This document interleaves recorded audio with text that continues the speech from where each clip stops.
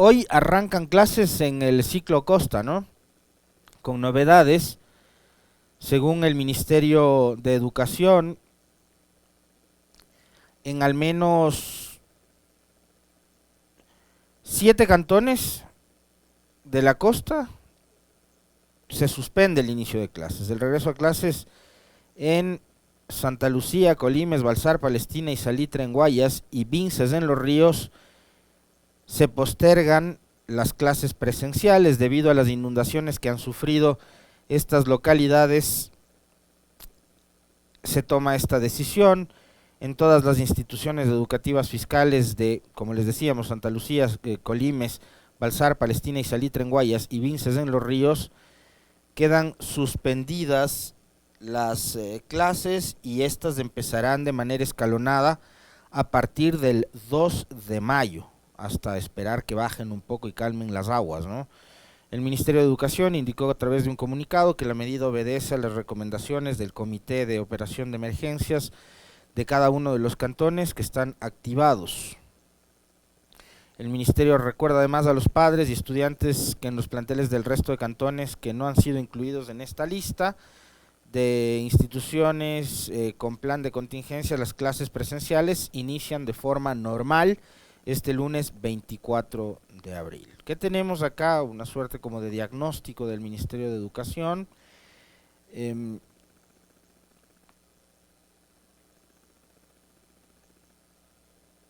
A ver, de 97 instituciones educativas del régimen Costa Galápagos pertenecientes al sistema fiscal que iniciarán el año lectivo 23-24, 23 presentan afectaciones funcionales y 74 afectaciones estructurales, por lo que iniciarán en modalidad a distancia en 97 instituciones, fíjense. Tendrán que estudiar vía telemática las y los estudiantes. La ministra María Brown, de manera didáctica, presentó un video para dar a conocer los daños sufridos por la infraestructura educativa debido a las lluvias y los sismos. Informó que 619 instituciones educativas tienen afectaciones por las lluvias y 331 instituciones fueron afectadas por el sismo. Estas últimas iniciarán el año lectivo de manera escalonada entre 3 a 5 días después. Las afectaciones en las instituciones educativas se han clasificado en 3 categorías, según su gravedad, alta, media y baja. También hay afectaciones funcionales que serán resueltas una vez que baje el nivel del agua. Bueno, hay que también entender que el país, más de en este momento tener un gobierno que no prioriza los temas de la inversión pública, y para refaccionar, remodelar, rehabilitar o simplemente dar mantenimiento a una institución, una escuela, una infraestructura, lo que sea, se necesitan recursos. Bueno, más allá de eso, hemos tenido que soportar un invierno realmente potente, como lo hemos visto durante este fin de semana, y adicionalmente sismos en algunos rincones del país, ¿no? Y tal es el nivel de lluvia y de precipitaciones que hemos tenido que soportar este fin de semana, que las principales vías que conectan a Pichincha con la costa han sufrido algunas afectaciones, ¿no? Vimos como, por ejemplo, en el kilómetro 56 de la vía Loag, el desbordamiento del río se llevó parte de la carretera. Sin embargo, gracias al trabajo de todo el personal, maquinaria y operativos, etcétera, etcétera, de la prefectura de Pichincha, actualmente, y ojo con esta información, así lo ha informado tempranísimo la prefectura a través de sus redes digitales, de sus redes sociales, la vía Loag Unión del Toachi se encuentra habilitada con tránsito controlado en el kilómetro 56, que es donde hubo afectación en la mesa por este desbordamiento del río, que como les decimos se llevó parte de la carretera, ¿no? Pero entonces ahí se está trabajando para habilitarlo completamente a futuro, y ahora mismo hay paso controlado con un solo carril, que es el que está habilitado, ¿no? Así que la vía Loag Unión del Toachi, que ha tenido que soportar además 19 deslizamientos de tierra, de los cuales por lo menos 3 o 4 han sido de magnitud se encuentra habilitada, esto durante el fin de semana, y lo propio ocurrió en la vía Mitad del Mundo Río Blanco, que también a esta hora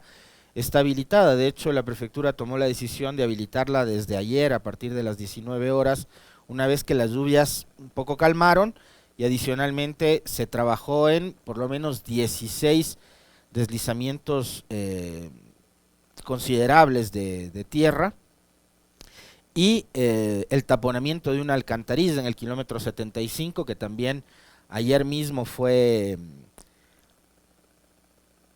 solucionado, ¿no? Un problema que generó que una parte de la vía en el kilómetro 75 quede bajo el agua por el taponamiento de la alcantarilla. El personal de la prefectura de Pichincha, que estuvo durante todo el fin de semana operativo en esta zona, ayer mismo se encargó de limpiar, de destapar y de facilitar el flujo del agua en esta alcantarilla, y la vía quedó finalmente habilitada desde las 19 horas de ayer. Y hoy las dos vías que nos conectan con la costa, tanto la Mitad del Mundo Río Blanco como la LOAG Unión del Toachi, están habilitadas totalmente. Así que esa información para quienes están viajando desde o hacia Quito, desde la costa, las vías están operativas ahora mismo para el tránsito vehicular. Una recomendación que creo vale la pena, ya que estamos hablando de eso. Primero, si va a viajar, hágalo durante el día, tomando en cuenta que ocurren estas eventualidades, por cuestión de seguridad, ¿no? Por cuestión de seguridad, siempre la visibilidad es mucho mejor durante el día. Hágalo durante el día, no viaje en horas de la noche y conduzca con absoluta precaución, con los 5 sentidos y mirando hacia los 4 costados lo que pueda suceder en su trayecto, ¿no? Por todo lo que está sucediendo ahora mismo, no únicamente el tema invernal, sino también por eventos que han ocurrido en las carreteras y que tienen que ver también con la seguridad, ¿no? Así que esa recomendación quería hacerles, nada más. Bueno, hoy quiero comentar con ustedes, y me va diciendo la Meli por interno los materiales que tenemos disponibles para la conversa del día de hoy junto a ustedes. Quiero conversar sobre esta suerte de encuadres que desde el gobierno y desde los aparatos de comunicación del gobierno o afines al gobierno están pretendiendo implementar o posicionar en una coyuntura que es difícil, compleja, no únicamente para el presidente Lasso ni para su gobierno, sino para todo el Ecuador. Y claro, mientras en el Parlamento está en discusión y en trámite un proceso de juicio político en contra de Lasso, que puede, como no, tener un desenlace fatal para el presidente, que podría ser la censura y su destitución, y eso, digamos, podría significar un hito en la historia más reciente del país.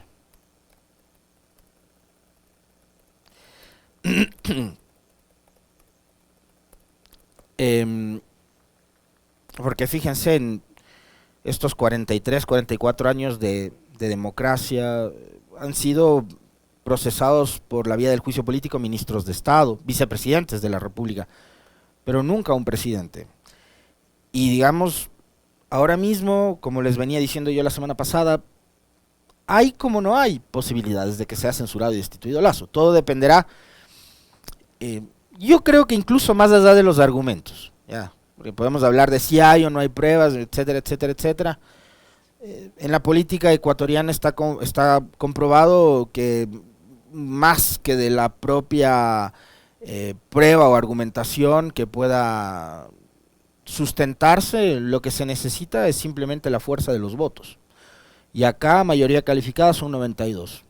Si es que hay los 92 votos, más allá de que si los argumentos son o no son de peso, que yo creo que, como les he manifestado a ustedes, razones para censurar y destituir a un presidente malo, re malo como lo es Lasso, hay y de sobra. Y esas razones van más allá del famoso contrato este de Flopec con Amazonas Tankers y demás.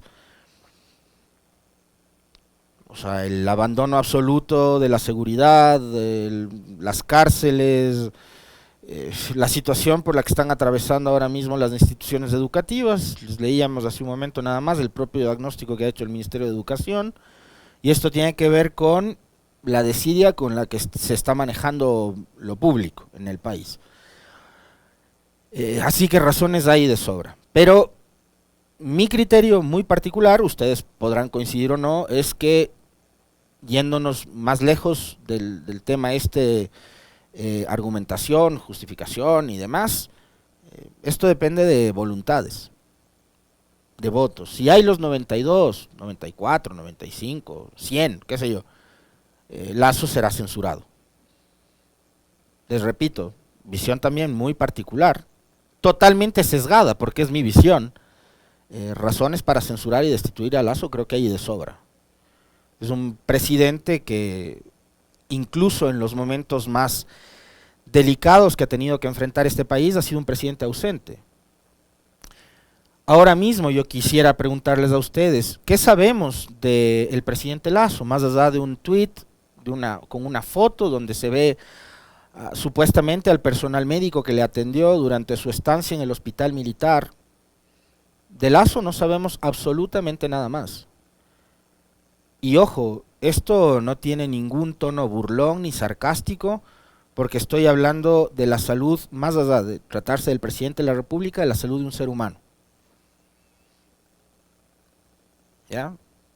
Pero ese ser humano tiene en sus manos una enorme responsabilidad, que es conducir los destinos de un país y de 18 millones de almas, de la suya, de la nuestra.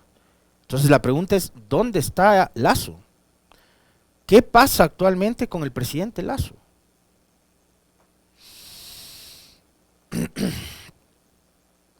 Y como les decía, estos aparatos comunicacionales del gobierno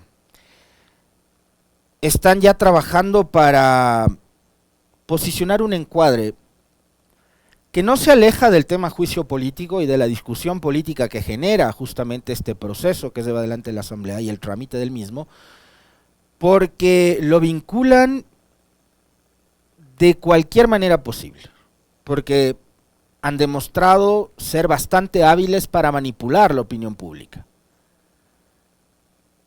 Pero hay que ver también hasta dónde llega esa habilidad, porque actualmente los propios medios de comunicación que se han encargado de repetir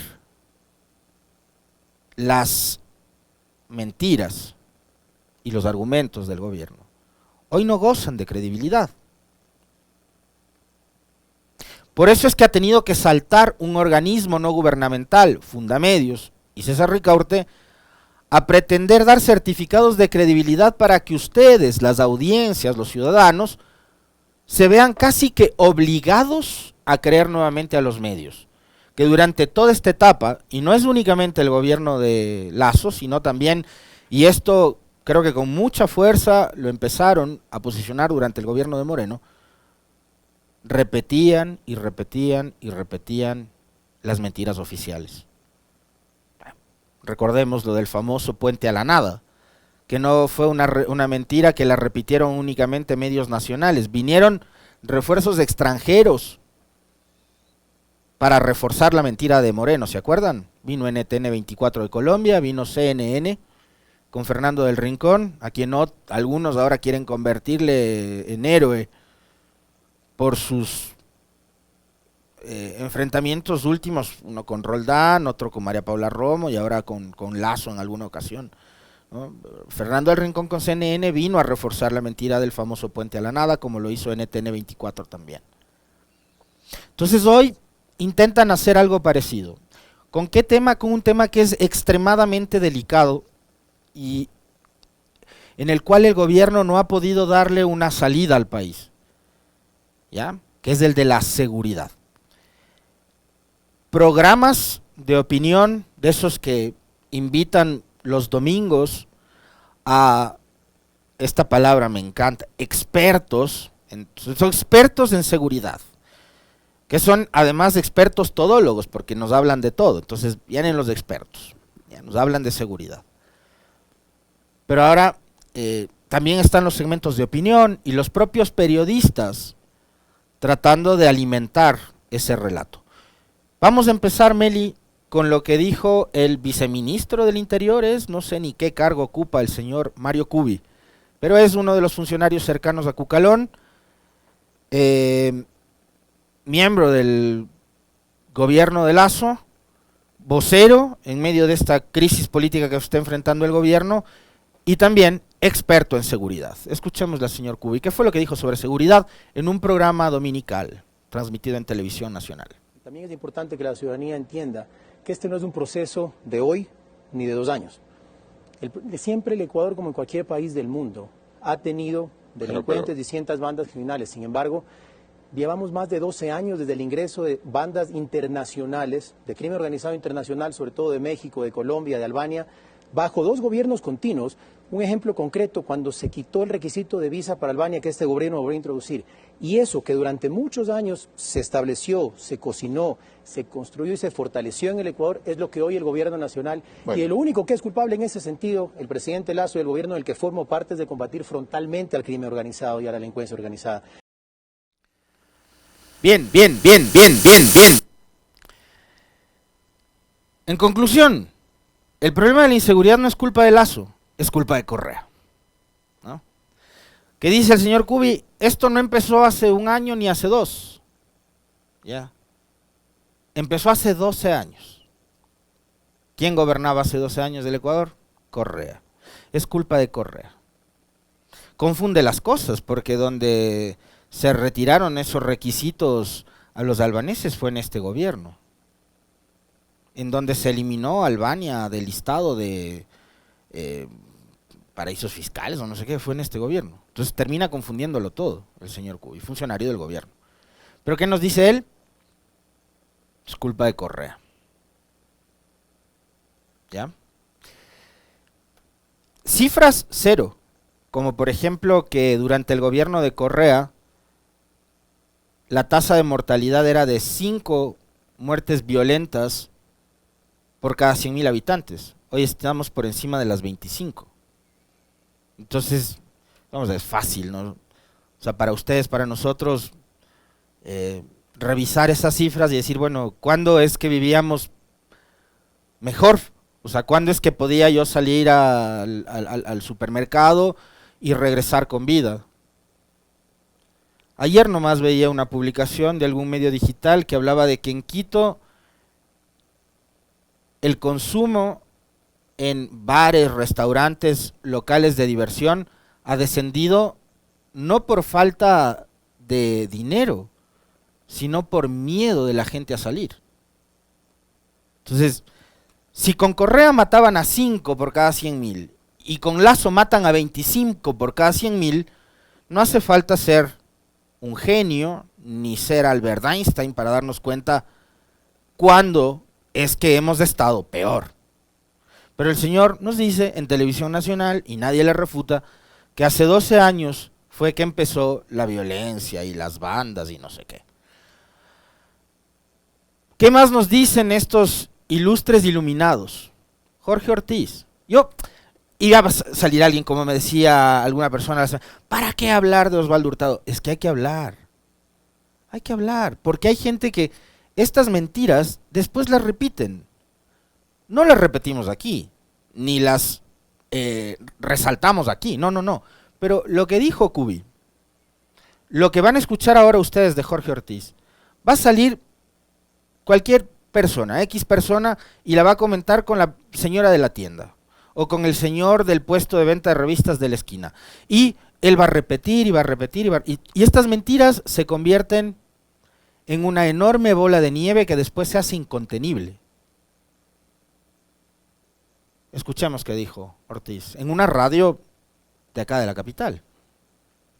En 2021, ya con Correa afuera, se reanudó la cooperación de los Estados Unidos y se multiplicaron por 10, se multiplicaron por 20 los decomisos de drogas. Entonces, sorprendentemente, comenzaron los motines carcelarios y escaló la violencia. ¿Coincidencia? no seamos ni tontos ni ingenuos. ¿Qué había ocurrido?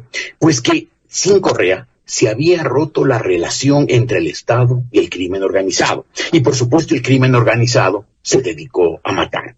Esa era y esa es la venganza de las bandas, que ya no tienen un Estado cómplice, como lo tuvieron durante los 10 años del correísmo, según lo revelan los estudios muy serios y muy sólidos de investigadores tales como Arturo Torres, Juan Carlos Calderón y Carlos Andrés Vera. Sí, la violencia de hoy no irrumpió de un día para el otro, no, sino que es el fruto de unas semillas sembradas en 2007 y que durante 10 años fueron abonadas con premeditación y maldad.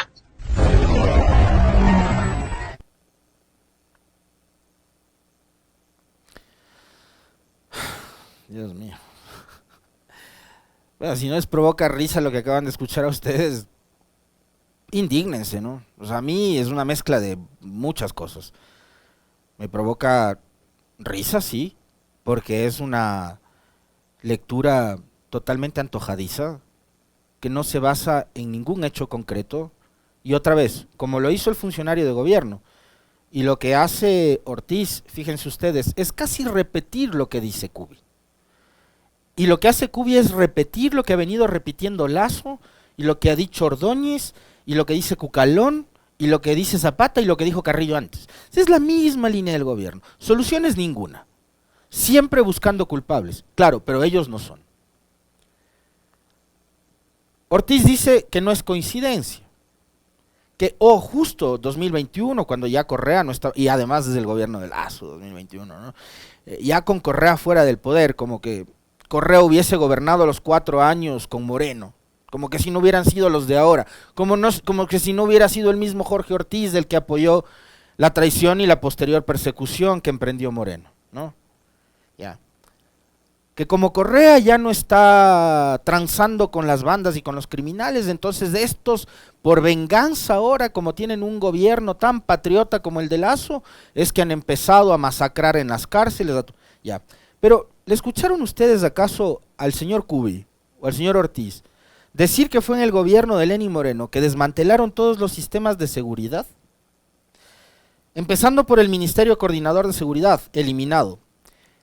Eliminaron el Ministerio de Justicia. Con eso, todo el aparato estatal que se encargaba de regir, de dictar la política pública y de manejar el sistema de rehabilitación social. El Ministerio del Interior, que lo fusionaron con la Secretaría de la Política y que le permitió a la señora Romo desde ahí hacer política y politiquería. ¿Jugando con qué? Nada más y nada menos que con la seguridad de los 18 millones de ecuatorianos.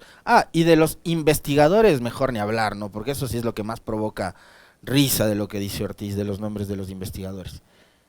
¿Ya? Pero ¿les escucharon ustedes decir a Cubi y a Ortiz justamente esto? ¿Cómo se desmanteló todo el sistema de seguridad? Cuéntenme, el ECU 911, que fue una obra del gobierno de Correa, que se convirtió además en un modelo del manejo de la seguridad a nivel regional y probablemente hasta mundial, porque vinieron de otros países a pedir asistencia y asesoría porque querían replicar el modelo del ECU 911.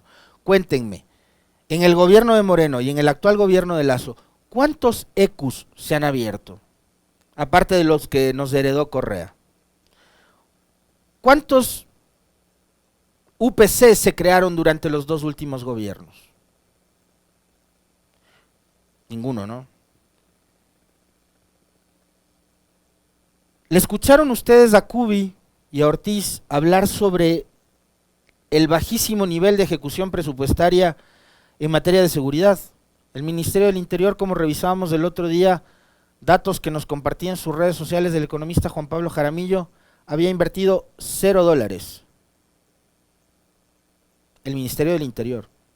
Les pregunto, la oferta que venía haciendo Ordóñez desde hace meses, desde enero más o menos, cuando Milton Pérez en Teleamazonas le preguntó sobre la adquisición de equipos para la policía, ya se concretó. Este gobierno que publicita, que promociona, que vende la entrega de patrulleros viejos, pintados,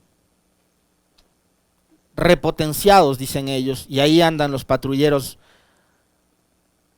parándose en las calles y teniendo que ser empujados por los policías para poder prenderlos de vuelta. ¿Ya? ¿Ustedes creen que un gobierno que promociona la entrega de patrulleros viejos recién pintados no va a vender como la gran gestión, la adquisición, no sé, de 1 millón, de 10 millones, de 5 millones, qué sé yo, de chalecos, de armas, de municiones, de patrulleros, etcétera, etcétera, etcétera? Un gobierno que tiene poco que comunicar de su gestión. ¿Ustedes creen que no nos van a vender como la gran obra la adquisición de material para la policía? Bueno, el tema es que no han adquirido nada. Y claro, lo fácil para ellos es culpar a la burocracia. Ah, es que los trámites, que la compra pública y que no sé qué. Y nos siguen viendo la cara y nos siguen engañando y finalmente no se concreta absolutamente nada. Ahora tienen otra cantaleta que no es tan lejana a los disqueargumentos que han presentado estos dos personajes que escucharon hace unos minutos. ¿Saben cuál es la otra? Que a mí me encanta además, es la base de Manta. La famosa base de Manta. Entonces, ahora piden a gritos el regreso de la base de Manta, como que si fuera tan sencillo. Primero hay un impedimento de corte constitucional, de carácter constitucional. Van a tener que reformar la Constitución si quieren instalar una base militar extranjera en este país, porque constitucionalmente eso está prohibido. Y después, ¿no les parece a ustedes que el apelar a este tema, necesitamos el regreso de la base de Manta, no es otra cosa que asumir el completo y absoluto fracaso del gobierno de Lasso y del presidente Lasso en el manejo de la seguridad? O sea, por favor, gringos, vengan a salvarnos porque nuestro gobierno no puede. Eso es lo que están diciendo. Defienden a un gobierno y a un presidente al que ellos eligieron democráticamente. Y yo lo dije en junio y eso a mí me hizo merecedor de muchas críticas de muchos de ustedes por decir que Lasso tenía que terminar su periodo, porque esta era una gran lección que nos dejaba también la democracia, el no saber elegir bien. ¿Ya? Por no saber elegir bien, tenemos a Lasso de presidente. Entonces, en junio, yo sí era de los que creía que hasta como una suerte de autotortura teníamos que bancárnoslo a Lasso por no saber elegir bien. Pero viendo cómo fueron las cosas ahora, y cerrando como cerramos 2022, como el año más violento, creo que no, que este país ya no aguanta, así como vamos, no aguanta más. Entonces, salidas democráticas, legales, constitucionales, las hay, están en marcha, ok. Veamos si es que la fuerza de los votos dan una salida de ese nivel. Que la salida de Lasso es la solución. Tampoco creo, y esto lo hemos conversado, que se quede Borrero la solución. No, pues si a Lasso, que es el presidente, no se le ve, a Borrero menos. Pero sí se dan ustedes cuenta de qué tan absurdos terminan siendo los argumentos de la gente que defiende a Lasso y defiende la elección de Lasso, que sí, que fue democrática, pero también son democráticos, legales y constitucionales las vías por las cuales se busca censurar y juzgar a un presidente malo, incompetente, ineficiente, que no hemos pagado únicamente con pérdida de plazas de empleo, no, con vidas estamos pagando la ineficiencia de este gobierno. Entonces, que hoy salgan los defensores de la democracia y nos digan, por favor, que regresen los gringos a Manta, es eso, es decir, tenemos un gobierno malo, por favor, gringos, vengan a salvar el pellejo del presidente Lasso, porque él no puede con la seguridad. Increíble. Yo no sé si se dan cuenta. Yo les invito a que reflexionen sobre eso, sobre el peso, el valor, la contundencia del argumento de la dichosa base de Manta. No sé si me hago entender, ojalá y sí. Pero rogar que vengan nuevamente los gringos, los marines gringos, a Manta, es aceptar que tienen un gobierno totalmente incompetente.